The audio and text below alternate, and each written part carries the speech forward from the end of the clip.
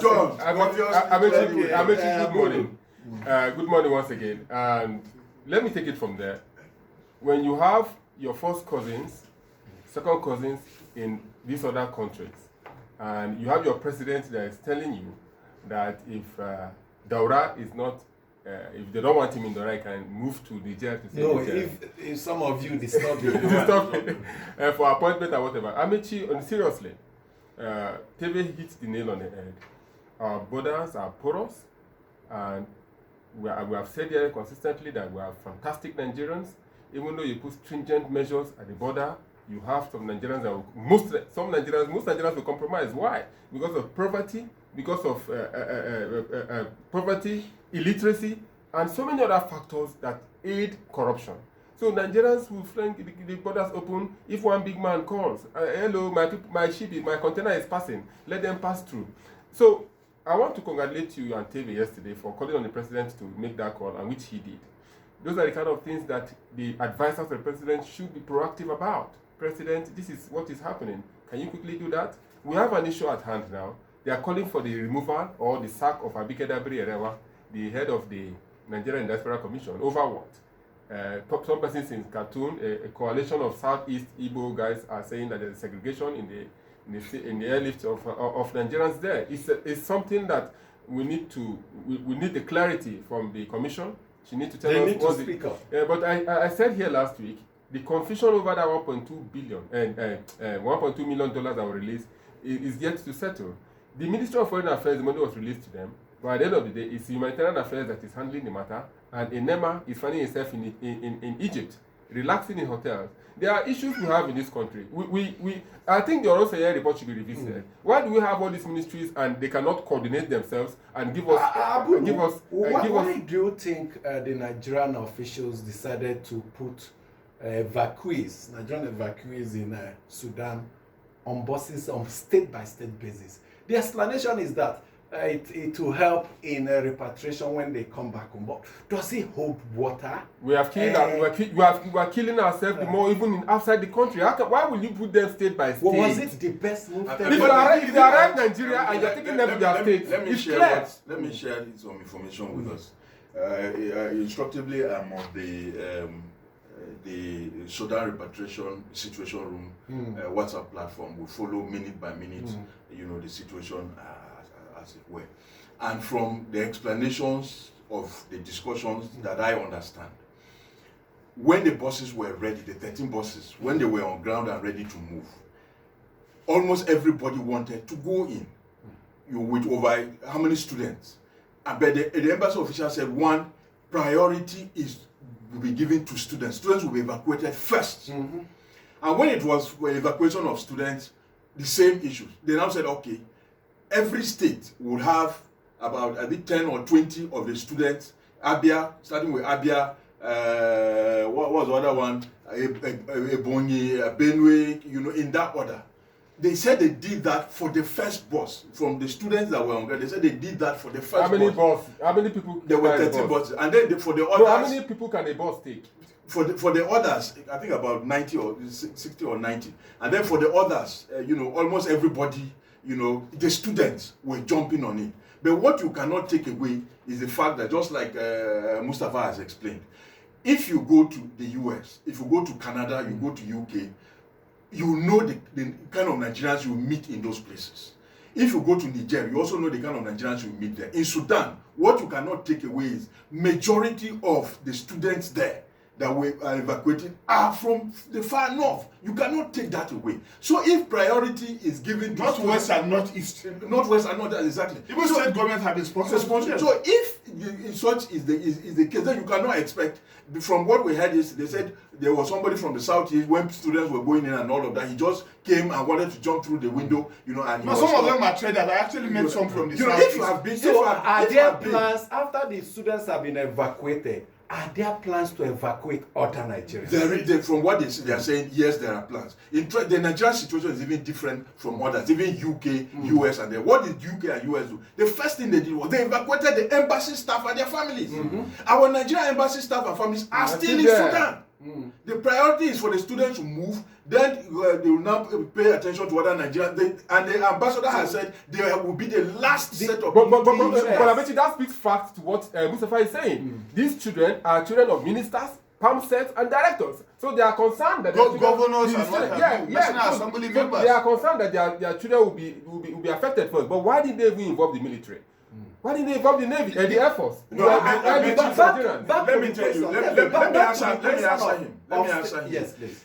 From almost every other country, it's a military operation. Thank you. It's a military operation. We are the ones bringing in NEMA and commercial and all of that. But the good thing is, an Air Force has moved in because it's not secure. They can. Don't forget, I think it was Germany or one of France when they were flying into the one air base they are using to evacuate close to Khartoum. It was shot at. Now, when the US has 50 states, they evacuated their people, and they are evacuating. They are using the port of Sudan with ship. Now, when they do it, do they ask people to line up on state-by-state basis? But are they also... Now, in Nigeria, we preach unity. We preach one Nigeria. In the same Nigeria, we use our hands to cause divisions. In everything we do, we bring in all these divisions. State, your All of origin. with our own hands, we bring it. And we preach contrary to our And then action. you go into Now, Egypt. how do we avoid stuff? Because it's when you bring in this segregation, this issue of no matter the good intention, it sends the wrong message. That's the problem. We must be very careful. I agree with you. That is something. It's a national question that we need to address. But as long as that is not addressed, as long as it's not addressed, it will be the basis. Let me tell you the story of UK. UK have evacuating their citizens. In fact, the last flight that will take UK citizens out, then at the last minute, they now told those doctors who have permits to work in UK who were deployed under NHS were deployed. Those that are not citizens of UK were not allowed to be evacuated. They were going to even be abandoned in Sudan. There was a last minute decision that they can, because they have work permits to work in UK and they were deployed, they should join the last flight. So every country has its own issues and all of it. But I agree with you, it's a national question that but unless we address it, Chebe and Amechi, I've been asking these big questions. Why are we taking them to Egypt instead of Chad?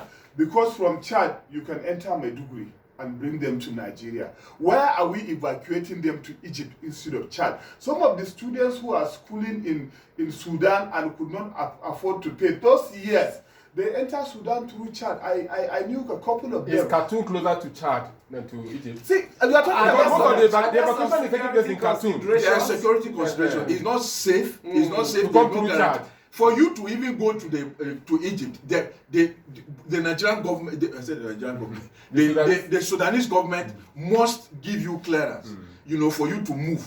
If the Sudanese government or even the paramilitary cannot give you clearance to move to the Chadian border or the Ethiopian border, you are doing it at your own risk. So the question now is, like we have in ECOWAS, don't they have in North Africa their what do they call it?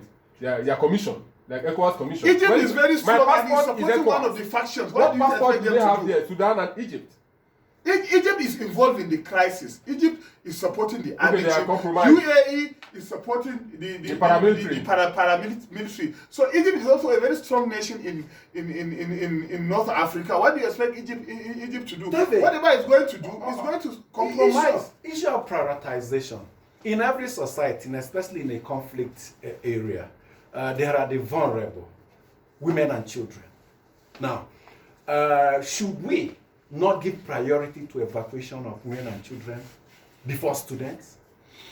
Amechi, because I know in every conflict situation, these vulnerable groups receive rapid priority attention. I agree with you. I also recall that when I speak passionately about the Sudanese crisis, it's because at some point I was also displaced, even with my family, from the Jos crisis of September 11, 2001.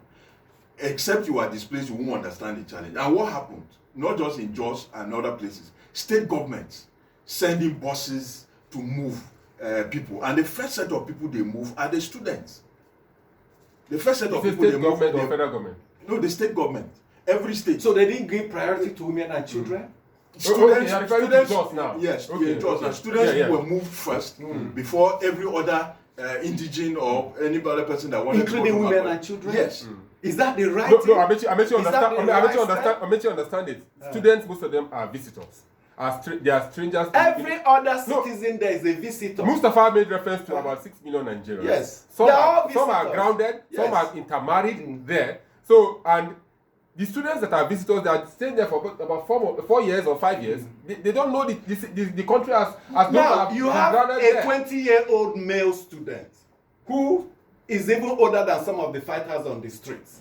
And you have a woman who's apparently pregnant, who has a child of a toddler, who can barely walk. And when you ask me to evacuate them, you expect me to give priority to a male student. Does it add up? Do you have statistics of your Does it citizens in add up? Sudan? Do These you are have protocols. statistics? These are protocols, which Do is you have what I was statistics? saying. That Yes. these are lessons we need to learn. These are protocols that the Nigerian Emergency Management Agency that are involved, the humanitarian ministry that have decided to take over the entire thing, and every other stakeholder. These are after all of this. This is what we need to work at, because Sudan is now. We had South Africa, we had Ukraine, and now in Sudan. We don't know where next. So we need to work out our protocol in line with best international Absolutely. practice. So that we won't have. I know of the situation in conflict areas. But- Every other country, But how ready institution are we? give priority to women and children, because they are the ones that cannot run away. If there's an attack, a woman is vulnerable, a child is vulnerable. So you give priority to them. Then when we have done with them, we face the others. Nigeria is never ready for conflict management. Let me give you a typical example. When the crisis in the northeast was at its height, the women and children and elderly who are able to escape the hangman's noose from the Boko Haram walked several kilometers to the state capital in Maiduguri. Then those who run away from around Mubi going to Yola, we saw the visual. There were never efforts from the federal or state government to evacuate these people. We cannot even manage what we have, the kind of conflict we have in the crisis. We are talking about a crisis far away, whether it's NEMA, whether it's a humanitarian situation, ministry, they are all sleeping. It's only when, a situation arrives, they will start talking about how many million you need to bring out before they start working. If It's for just like anything. when you report a case to a security agency's office, they will tell you they don't have fuel in their car, they're having a flat tire. The Nigerian government should reconsider the priority they give to students, especially male, able-bodied students. For instance, where they are being held, their temporary camp, is it a university It's a complex campus, in Khartoum? What of if there's an attack? Are they not the male ones, able-bodied, that will arrange stick stones to ward off this attack and protect the women, children, and elderly? If I'm in charge, I'll give women, children, elderly priority. And the last set of people to come home will be the able-bodied men. Amici, we had ECOMOG then. I don't know if the AU is considering having a force of that nature. Because if the AU, there are talks about. because if the AU has that, I think they would have moved in and protect foreign nationals of countries, like our students that are finding refuge in campus now. The protection should be done by the AU military force. Peacekeeping comes when there is a ceasefire, when there is agreement. It's not when the fighting is on. And all of the parties must agree that the peacekeeping mission should be deployed and all of that. They are not there. They are not going there to fight anybody. Let's welcome Amaka now to read some of the emails you sent to our platform. Yes, Amici.